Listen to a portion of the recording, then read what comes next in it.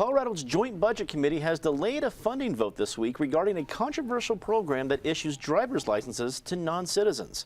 Republicans voted against the funding request for the program in a committee hearing on Thursday. Some Democrats referred to the decision as a partisan game, but committee chairman Republican Kent Lambert reiterated that this is a new General Assembly with new leadership. Patty, this made headlines throughout the week. Now, this was a program that was controversial throughout 2014, and it looked like some people were calling it extra funding, but some folks were saying this was the funding that the program itself had actually raised. It's a little confusing. What did you make of the story?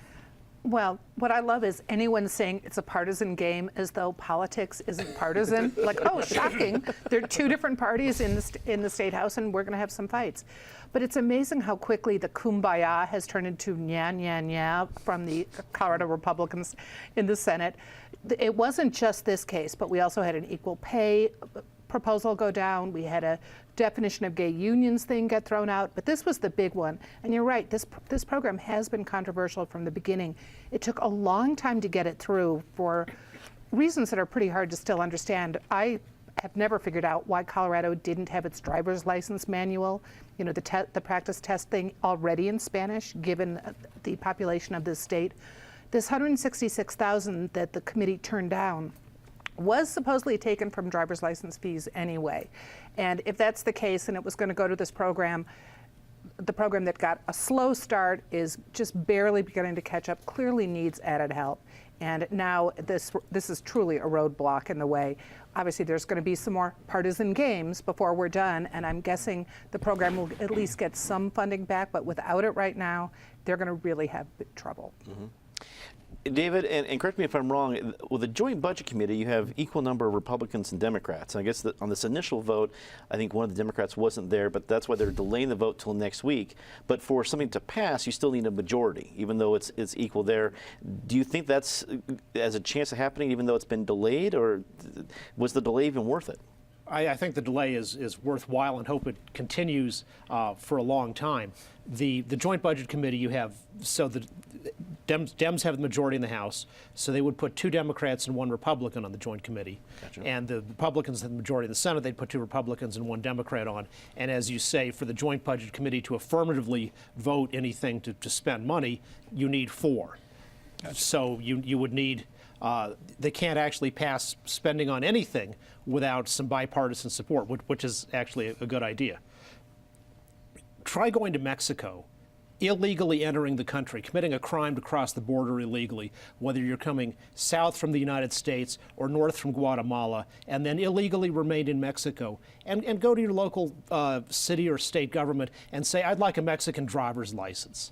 You will not get one. Mexico is a very harsh and stringent country against illegal immigration into Mexico, which is a legitimate policy for Mexico to protect its own national sovereignty. In New Mexico, Governor Susana Martinez, who of course is of Hispanic heritage, is vehemently opposed to giving driver's licenses to illegal aliens because, as she correctly says, there is no reasonable way you can legitimately be sure that the person whose name you're putting on the license really is that person who they purport to be. And then with a driver's license, you have a breeder document for everything else. So it is a extremely dangerous thing for national security to give driver's licenses to people who are illegally in this country. So, Eric, politically, the way that the committee is going to do this, it was for extra funding, but you can argue it was for the program or else. Is this a way for Republicans to make the point that David is making, that they just want to kill that program? Or was it an extra step that will still let the program exist, but just not with extra funding? Well, I mean, the program still exists, but it exists in a meaningless way if there's no money to support it.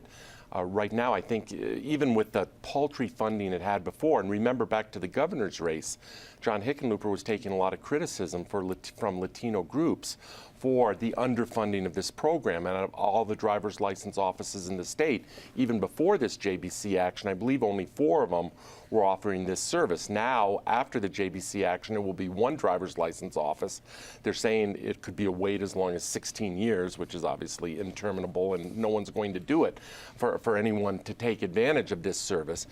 If you're going to have this law in the books, then you probably ought to fund it and make it meaningful, and that applies to both the executive branch and the legislative branch in this case. If not, take it off the books. But this was a law that was passed only with Democratic votes, and this is a problem in this polarized political system we're in, whether it's in Denver or in D.C. these days. When you pass something with only votes from one party and there is no bipartisan consensus about the bill, then when political power shifts, well, the worm then turns and the other party gets their say. If this had been a more bipartisan thing in the beginning, we probably wouldn't be having this conversation now, but it wasn't, and that's become part of the pattern of polarized politics in our country. Dan, some Senate Democrats were claiming, we can have these battles on the Senate floor, the House floor, but we usually don't do them in a budget committee. That's an opinion. What do you think of that? Is this an appropriate way for Republicans to make a stand against this particular law, or really should that be done within the state Senate and the state House? Sure. Well, part of the problem here is that if Representative Dave Young had actually been in committee, instead of having his photo taken, which is what was happening, he was having his legislative photo taken, according to Pat Stedman, this thing would have been tabled anyway. So I think it's appropriate for them to do it. These 3 Republicans, should be no surprise, voted against the bill to begin with. So they're not going to vote to fund it. This is all part of having a split legislature, and you end up with these, I don't want to call them problems, these issues to deal with.